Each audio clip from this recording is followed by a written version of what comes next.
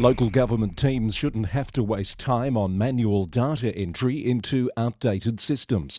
With Symphony 3 Smart Glue, you don't have to. You can automate repetitive tasks, eliminate double handling, and connect legacy systems with ease. Smart Glue helps councils streamline operations, reduce errors, and deliver better services without replacing your existing systems. It's time to build smarter, more connected local governments. Learn more at www.symphony3.com. Symphony 3, supporters of the Local Government News Roundup.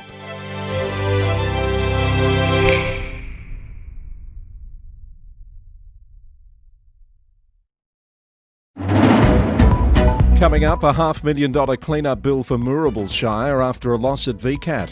A council and union meet to discuss workplace culture concerns. A sacked street sweeper wins compensation and is now considering a tilt at federal politics. A dramatic raid on a Sydney council, the green light for a demerger of Cootamundra-Gundagai Council, and a marathon Queensland Council meeting fails to come to a decision on mayoral misconduct allegations. Plus the heavy toll of vandalism on councils in northern Tasmania. All of that and more just ahead on Australia's #1 local government podcast. It's the Local Government News Roundup. Hello, I'm Chris Eddy. Welcome back to the podcast, brought to you by the Victorian Local Governance Association, the national broadcaster on all things local government, with support from Symphony 3, simple, connected customer experiences. Heading today's Victorian report, and Moorabool Shire Council is facing a $500,000 clean-up bill after a Victorian Civil and Administrative Tribunal ruling this week. The VCAT decision requires the council to remove harmful industrial waste illegally dumped on council-managed land. Despite claims the EPA had been monitoring the dumper without taking action. Mayor Paul Tatchell said it was completely unfair that ratepayers should foot the bill, which amounts to around $25 for each ratepayer in the Shire. The council is now planning the clean-up operation, which will likely involve road closures and specialist contractors. Mayor Tatchell warned the ruling sets a dangerous precedent for councils across Victoria, potentially making council-managed land a target for illegal dumping of hazardous materials. Moorabool Shire is currently running a campaign against illegal dumping in the region, particularly from builders and contractors coming into the Shire for work. Moira Shire Council and the Australian Services Union have held a productive meeting to discuss workplace culture concerns, according to the Cobram Courier. The union recently published survey results painting a troubling picture, with nearly 80% of respondents feeling workplace conditions were deteriorating and 68% reporting experiencing threats or intimidation. Council CEO Matthew Morgan has disputed the findings, citing internal surveys showing improvements across key metrics. He's pointed to significant leadership changes and policy reforms implemented since a damning 2022 Commission of Inquiry that described a catastrophic governance failure at the council. Banyule Council says it shares community concerns about the blue discoloration of Banyule Creek at Rosanna. EPA Victoria and Melbourne Water are leading an investigation and response to the issue, confirming that council drains are not the source of the pollution. Investigations have since confirmed that the bright blue pollutant is from dust suppressant used in North East Link road construction. Workers from the project are undertaking the clean-up with oversight from the EPA, according to The Age. Banyule Council says it will continue to support the investigation, monitoring downstream areas for any ongoing effects. The Herald Sun has reported that Sean Turner, a street sweeper dismissed by Darebin Council for questioning the use of an acknowledgement of country in a team meeting, has received a compensation payout after the Fair Work Commission ruled his dismissal was unfair. The 61-year-old is now considering a career in federal politics.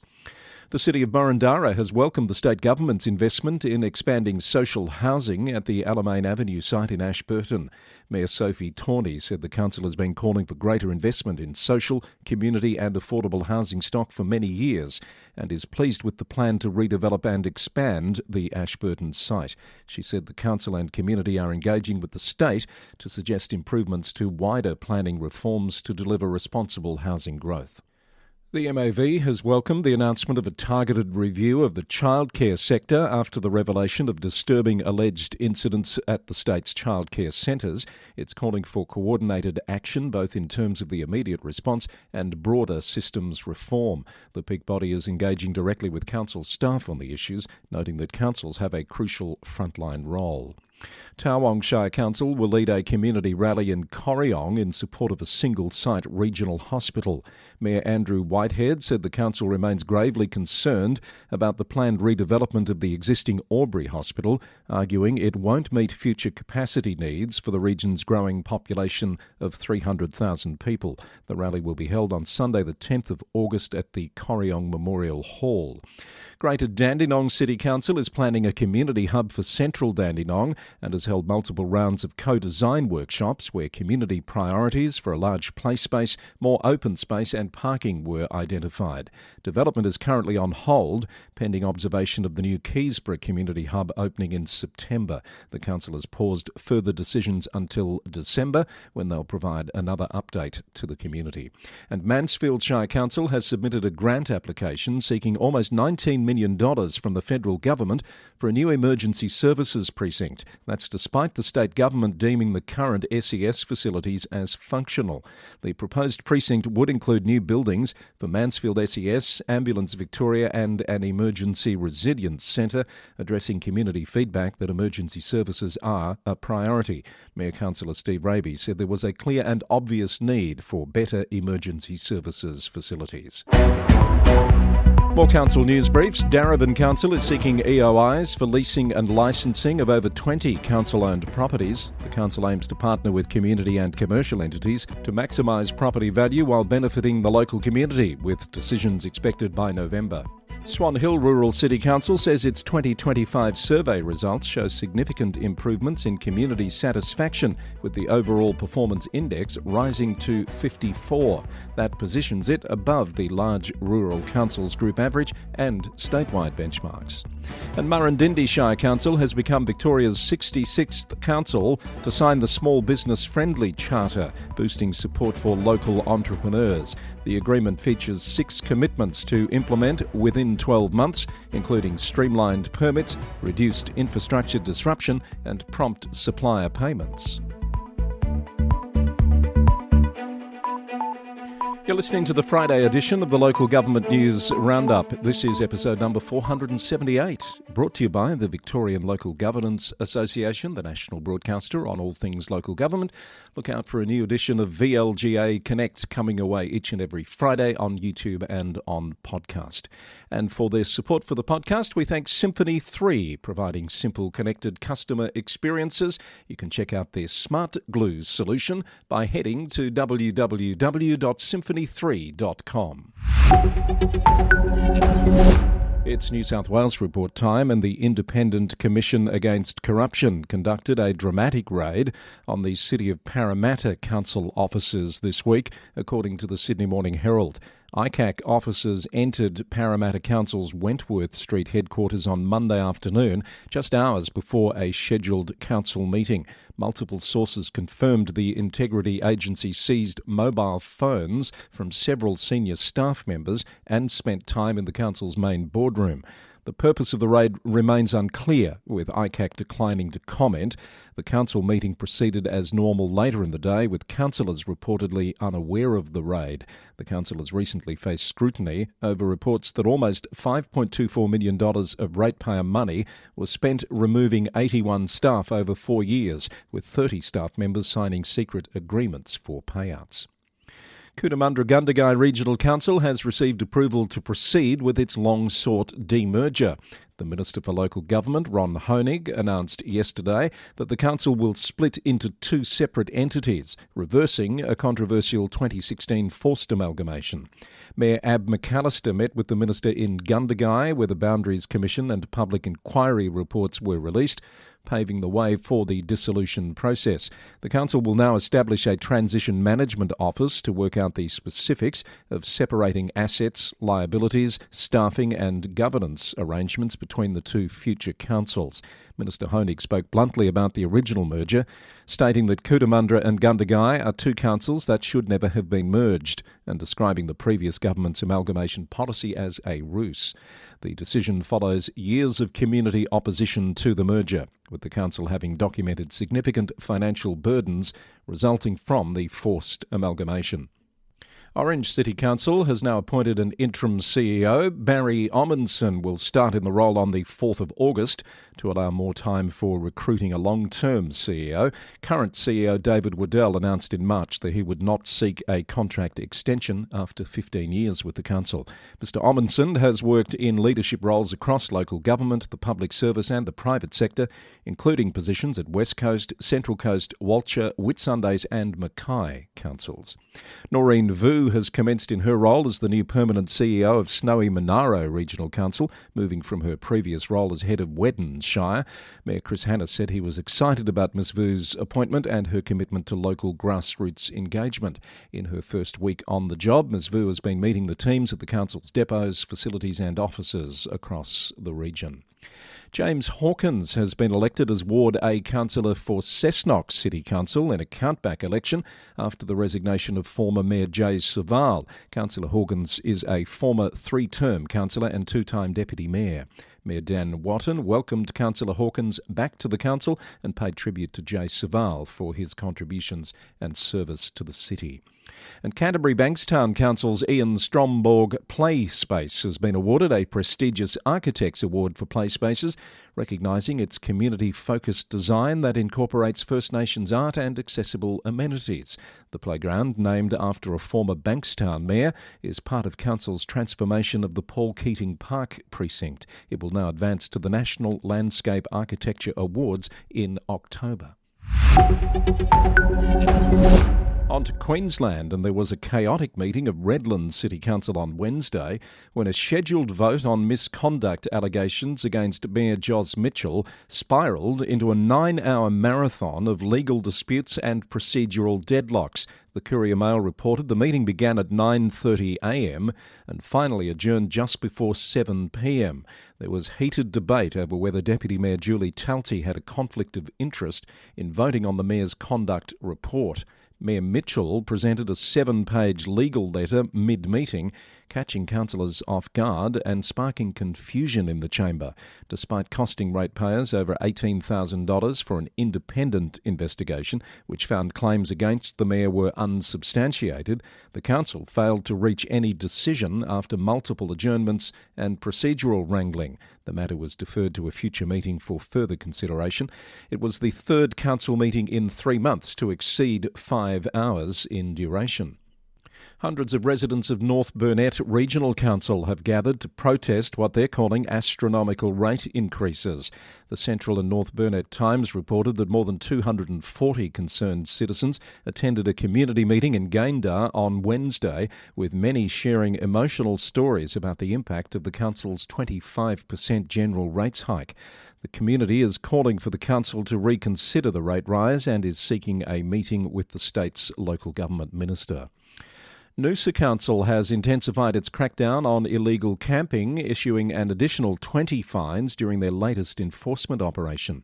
Operations targeted eastern beach locations, particularly Peregian Beach, where residents have complained about campers leaving rubbish and using public spaces inappropriately. Council Director Richard McGillivray says overnight parking restrictions are being expanded to more areas. We are working to install some more signage to make it clearer to people around where the expectations around camping can occur. So this is part of a multifaceted approach to address the issue. We're aware that there's concerns that backpackers might not be paying infringements.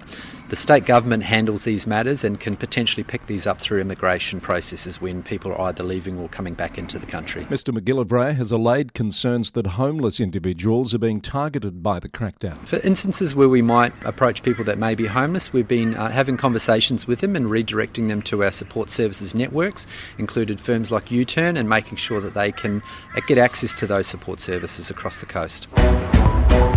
Let's grab some more news briefs. Fraser Coast Regional Council's Water One laboratory has obtained national accreditation to test for Legionella bacteria in water, becoming one of few regional Queensland labs with the certification. It means faster, more accessible testing for hospitals, aged care facilities and businesses, eliminating the need to rely on Brisbane labs.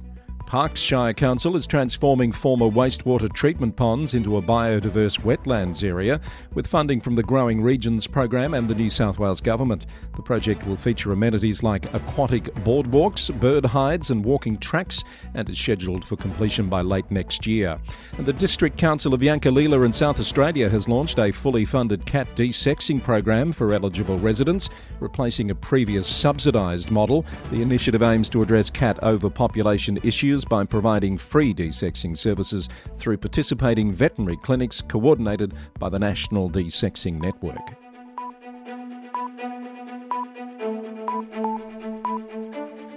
To Tasmania now, and police were called to remove a disruptive attendee from a Kentish council meeting in northern Tasmania this week, according to Pulse Tasmania. The meeting had to be suspended for an hour after Tasmania police escorted out a person who Mayor Kate Haberley says is temporarily not permitted to attend council meetings. Mayor Haberley expressed disappointment over what she describes as divisive and disruptive actions from a very small number of individuals, emphasising that the council welcomes robust discussion but maintains a zero-tolerance policy for aggressive, intimidating or violent behaviour. Details of the incident remain unclear as no recording of the proceedings has been released. Vandalism is taking a heavy toll on northern Tasmanian councils, with the Examiner reporting that some municipalities are spending up to $40,000 in the last financial year to repair damaged public infrastructure. Northern Midlands Council has been particularly hard hit, with costs approaching $41,000 by May, an increase of $12,000 over the previous year. The situation has become so severe that officials have been forced to close public toilets and barbecue facilities. West Tamar Council dealt with 88 vandalism incidents last financial year, costing nearly $38,000, up from $31,000 the previous year. Mayor Christina Holmdale said the vandalism was placing unnecessary financial strain on councils right across Tasmania. Even public art isn't safe, with a recently unveiled Deloraine mural defaced with tags just weeks after its completion. In WA, the city of Albany has successfully completed the Southern Ocean Surf Reef at Middleton Beach, creating a consistent surf break for beginner to intermediate surfers that has already received positive community feedback. The project was funded through partnerships at all levels of government and aims to benefit tourism, economic development and youth retention in the region while enhancing the local beach precinct. The city of Melville will continue to replace vandalised trees along local foreshores despite repeated damage, erecting signage to raise awareness of the costs and impacts of such vandalism. The majority of community members support increased foreshore vegetation, with a 2024 survey showing nearly 75% of respondents want more trees. The council is encouraging reporting of any witnessed tree vandalism. And in the NT, the Local Government Association and Local Buy have renewed their 5-year partnership to simplify procurement processes for NT businesses looking to work with councils. The initiative has already facilitated over $25 million in procurement spending with local suppliers since 2021.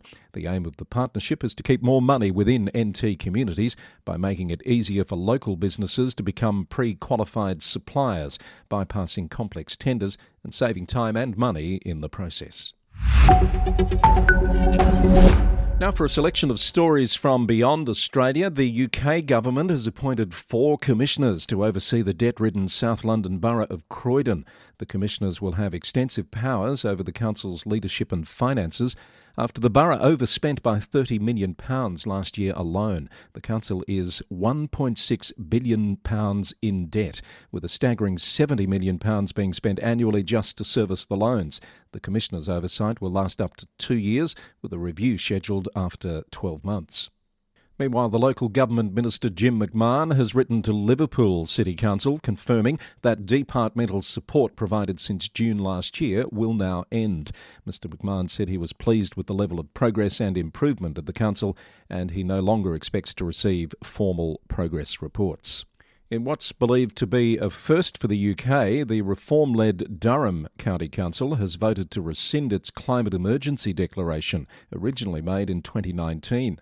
The Guardian reported that the council, which gained a Reform majority in the May local elections, has instead now declared a care emergency after a heated debate in which the Reform Council leader claimed the authority is now driven by data and common sense Dissenting councillors called the move cynical and insulting and described it as a very dark day. Meanwhile, West Northampton Shire Council, also reform-led, has become the first local authority to abolish its net zero targets entirely.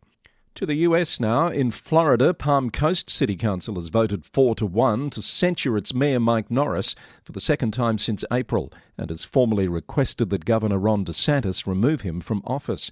USA Today reported that the council's decision follows Mayor Norris's controversial lawsuit against the city in which he attempted to remove Councilman Charles Gambaro from office. The suit was rejected by a judge who ruled that Norris lacked standing to bring the case. City Attorney Jeremiah Blocker has contradicted Norris's claim that he received no legal advice about the potential failure of his lawsuit, stating in an email that the mayor was given ample legal advice on the matter and chose to ignore it. The conflict intensified following a social media incident where Mayor Norris posted Councilman Gambaro's personal phone number publicly, which Norris later claimed was unintentional. And in Ohio, the Columbus City Council has passed historic legislation this week establishing an LGBTQ+ Affairs Commission. The unanimous vote will see a commission of 13 members advising the City Council on matters affecting people of all sexual orientations and gender identity. It's the second commission of its kind to be established in Ohio, following a similar decision in Cincinnati in March. To British Columbia in Canada, Nanaimo City Council has rejected a $412,000 proposal to build a security fence around City Hall that was intended to protect staff from disorder associated with a neighbouring overdose prevention site. CTV News reported that council members had doubts about the fence's effectiveness in addressing safety concerns, with some believing it would create a false sense of safety. The city's mayor said there was the need for provincial investment in mental health resources instead. And no shortage of local government news out of New Zealand at the moment. The local government minister Simon Watts has introduced the Local Government System Improvements Amendment Bill aimed at redirecting councils back to their basic functions. Radio New Zealand reported that the legislation will remove 4 wellbeing provisions: social, economic, environmental and cultural, which were reintroduced by the previous Labor government in 2019. Minister Watts says the changes will help address rising rates and poor value for money by forcing councils to concentrate on essential services like roads, infrastructure, water and waste management. The reform package also includes new financial performance measures, mandatory disclosure of contractor spending and regulatory relief to reduce compliance burdens. The government has also called for a halt to work on district and regional plans, which some councils say will have unintended consequences. Changes to legislation are expected to come into effect in 2027. And in the meantime, Government Minister Chris Bishop says pointless planning and policy processes will be halted pending the introduction of a new planning system. And Waikato Regional Council has become the 8th council in 2 years to withdraw from Local Government New Zealand. The council voted 6-5 to exit the national advocacy body, saving an annual $122,000 in membership fees. Te Awamatu News reported that the decision was due to concerns that LGNZ focuses too heavily on district issues and takes a left-leaning approach that hinders cooperation with central government. Waikato joins Auckland, Kaipara District, Christchurch City, West Coast Regional, Grey District, Westland District and Western Bay of Plenty District Councils in leaving the organisation. That's the latest from the Local Government News Roundup, edition number 478, recorded on Friday the 18th of July 2025. Comments, feedback or story ideas can be sent to lgweeklynews@gmail.com or press the send a text button in your podcast player. The Roundup is brought to you by the Victorian Local Governance Association, the national broadcaster on all things local government, with support from Symphony 3, simple, connected customer experiences. The Local Government News Roundup is recorded in the city of Greater Geelong, Victoria, on the land of the Wadawurrung people of the Kulin Nation. I'll be back with more local government news on Monday. Until then, thanks for listening and bye for now.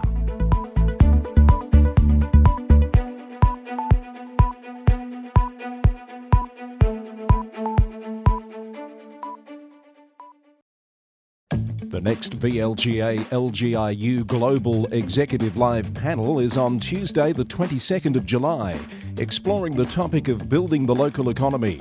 It will be held online from 5:30pm to 7pm, with panellists including Dr. Angela Jackson from the Australian Productivity Commission, David Marlowe, Chief Executive of Third Life Economics, and Merrin Tinkler, Manager Economy and Culture at Mount Alexander Shire Council. They'll explore the role of local government in economic growth, ways to ensure local economic planning remains resilient to economic changes, and what the shared challenges and opportunities are for local economic performance. Global panels are free for VLGA members and alumni and $60 for non-members. Visit the VLGA website to register now.